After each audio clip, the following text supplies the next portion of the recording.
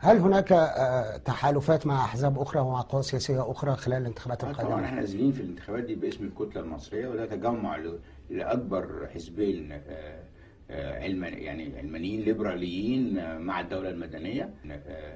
علمانيين ليبراليين مع الدولة المدنية. علمانيين ليبراليين مع الدولة المدنية. حزب التجمع اللي هو كان يساري اساسا بالدكتور رفعت السعيد، حزب المصري الديمقراطي برئاسه الدكتور ابو الغار، والمصريين الاحرار.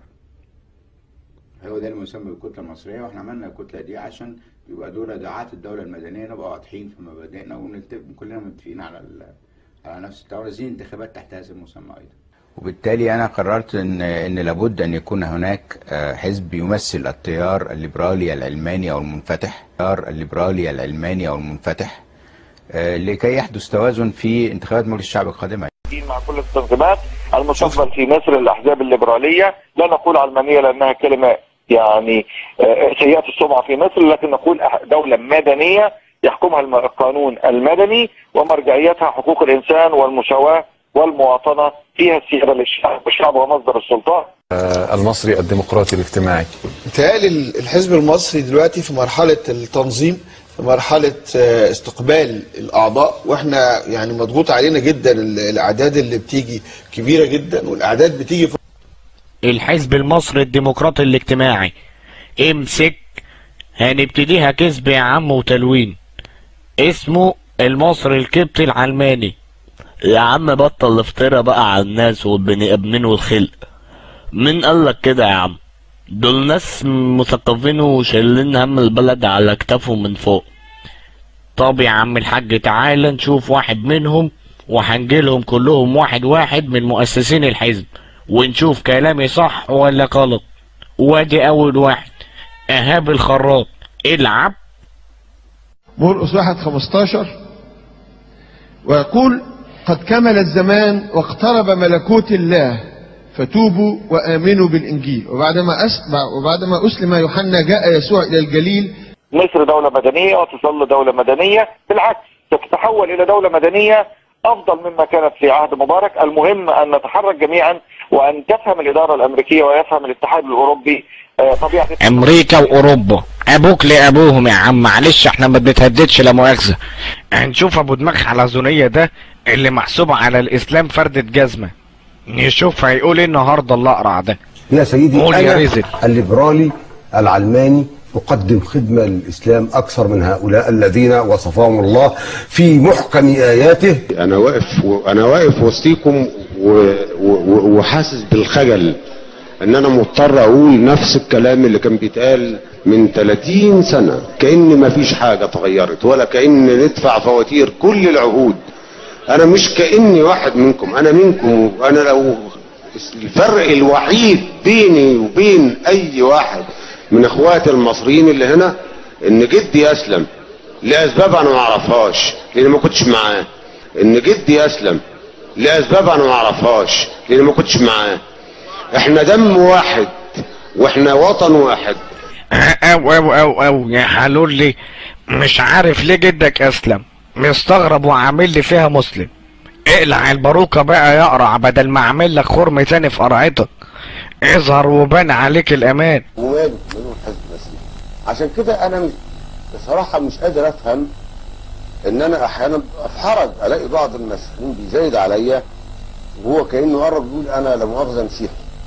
وبالتالي لدينا نخب سياسيه مهمه، لدينا شخصيات اكاديميه، لدينا سياسيين، ولدينا طيب يعني الخص من كلام حضرتك، وهو ده التحالف اللي بيشتغلوا عليه. ليه اخترت تخصص اطفال الانابيب بالتحديد؟ انا ما بقولش حرام ولا تحريم. يعني انت بتنتقد فكره الاعجاز العلمي في القران الكريم؟ مفيش اعجاز علمي، لا يوجد اعجاز. يا راجل بقى قول كلام غير ده بقى. روح بقى كده، روح وانت طلعت راجل خرمان. مثلا انا سمعت مطلب من الشباب اللي موجود حوالين مسبير ازاله الماده الثانيه. انا واحد من الناس انا مع ازاله الماده الثانيه، بس مش دلوقتي. عندنا ناس بتتكلم على وضع دستور جديد لمصر. لما يوضع دستور جديد هيتم التعامل مع الماده الثانيه. انا عايز اعمل مطالبي يعني دور في المرحله اللي احنا بنعيش فيها. كذلك تخصيص ده يتناقش شويه مع بعض قناعاتك. يعني حضرتك في لقاء سابق صنفت نفسك يعني انك يساري. لا يساري لا في يعني ذلك يعني ده يتنافى مع يعني. مش مهم يا عم، ان شاء الله يتشقلب. حتى انا فقستهم خلاص، يساري علماني انا فقستهم. الدستور ليحقق ألف يضمن حقوق المواطنة التعددية. ما احنا زودنا النص بتاع المواطنة يا دكتور. نص المواطنة اتعدل في الدستور في التعديلات الأخيرة. يعني كان في اهتمام بتعديل النص الخاص بالمواطنة يعني. ايوه انا بتكلم عد الصياغات لتحقيق ألف الحاجات المواطنة التعددية. شوف اللئيم برضه بيلمح للمادة الثانية.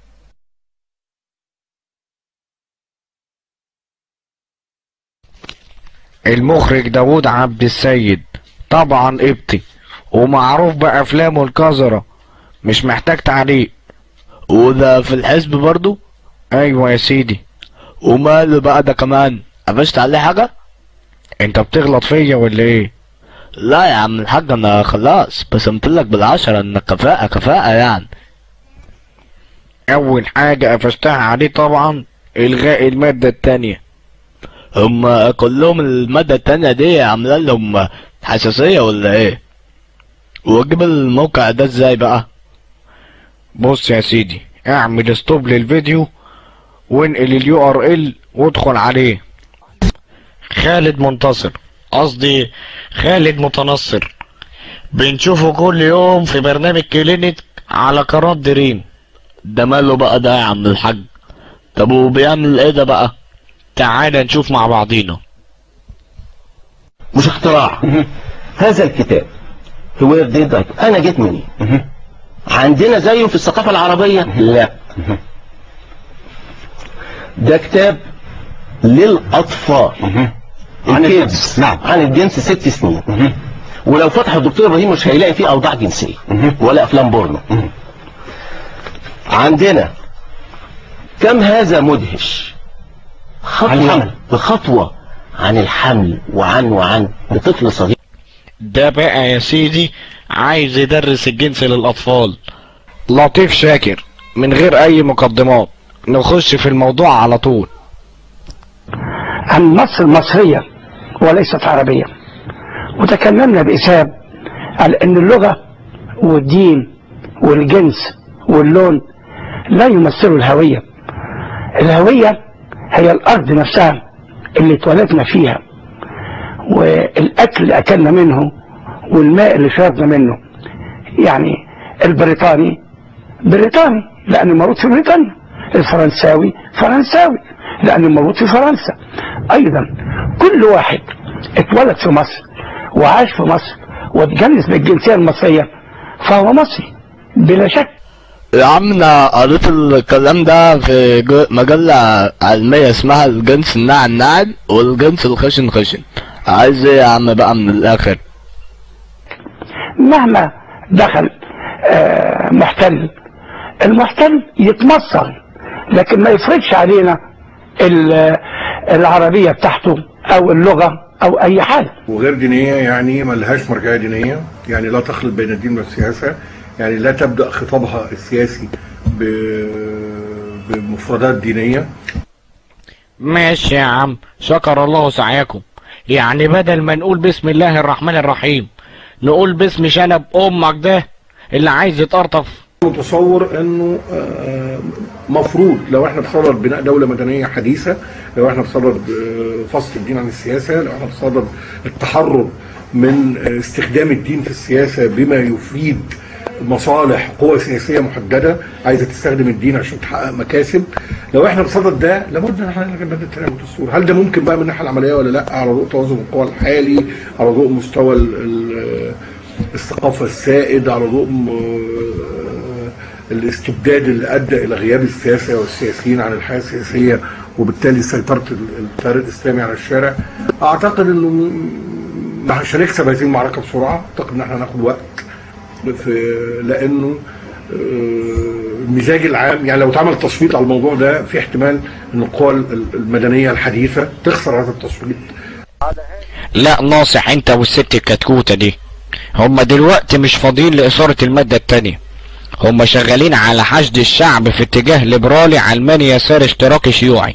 المهم ابعدهم عن الدين، ولما يبقى مجلس الشعب والحكومة كلهم منهم ساعتها مش مهم المادة التانية تتلغي، كده كده هيلغوها سواء بقوانين او اعلام او تعليم، المهم انهم هيلغوها من عقولنا. ما نعمل من اجله، لذلك ما اود ان اؤكد واشدد عليه.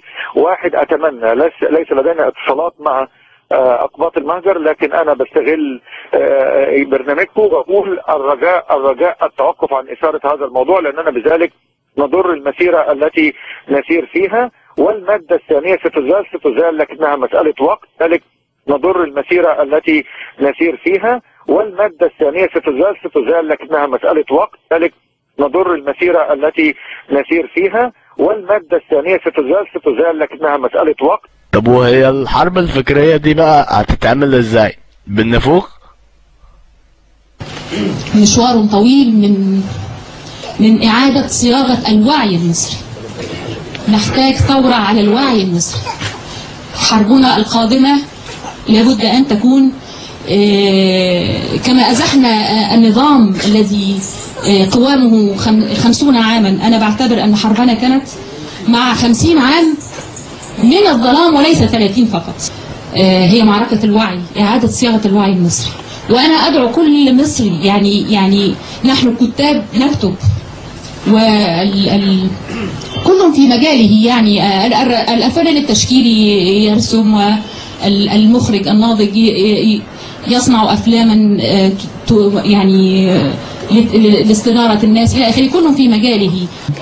انا افهم ان ايات القرآن يطعم بها منهج القراءة، لان القرآن الكريم نص ادبي رفيع.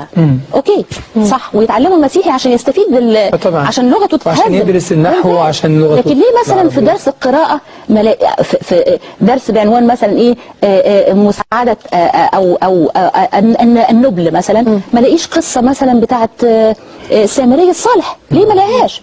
واخده بالك؟ اللي ما لاقيش مثلا في الرحمه او التعاطف، ما لاقيش مثلا قصه زكا العشار او العازر او الى اخره كقصه من قصص الانجيل.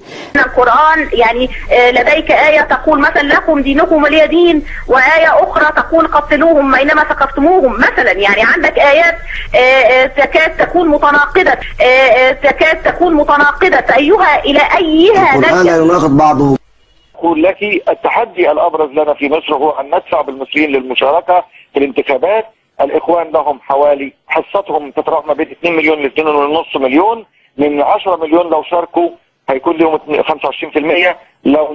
لو رفعنا نسبة المشاركة ل 60 أو 70% ستنزل حصة الإخوان 121 إذاعة، 27 شمال. حول خطة حصر الإخوان عند الأقباط. يعني حينما دخلنا في حديث مع المستشار هشام بسطويسي قال انا اؤمن بانه لابد من اثبات المادة الثانية، ولن اقبل بهاتكم في المعاكسة في هذه المسألة، لكن دعونا نتعامل معها بشكل موضوعي ونرفع سقف المطالب نقول ازالتها الان. لكن حينما تاتي على لسان او بمطلب من المستشار هشام بسطويسي، وهو رجل نائب رئيس محكمة النقد وهو رجل مشهود له بالنزاهة والكفاءة، يمكن ان يدخل في حوار. حتى هشام البسطويسي ده انتوا عصابة يابا، والخبز بتاعكوا ده هنكشفه ان شاء الله، سواء صدرتوا اقباط او مسلمين متنصرين او علمانيين او ليبراليين. القاعدة الدينية والدينية والاقتصادية لهذا الحزب بحيث اننا نأخذ مساحة كبيرة من المصريين. وبالمناسبة وهو ده اللي شغالين عليه، تكسبوا اعداد كبيرة من المسلمين. معلش بكرة اللي مخدوع فيكو هيديكوا بالجزمة، واللي عارف حقيقتكو وماشي معاكو جهنم اللي تودي. حزبا يشكل حزبا، لكن بعد ان نبدأ الاستعداد لدخول انتخابات بالتأكيد ستجلس الأحزاب القريبة من بعضها فكريا، تجلس مع بعضها البعض حتى لا نفتت الأصوات. والمسألة ليست شخصية وليست بحثا عن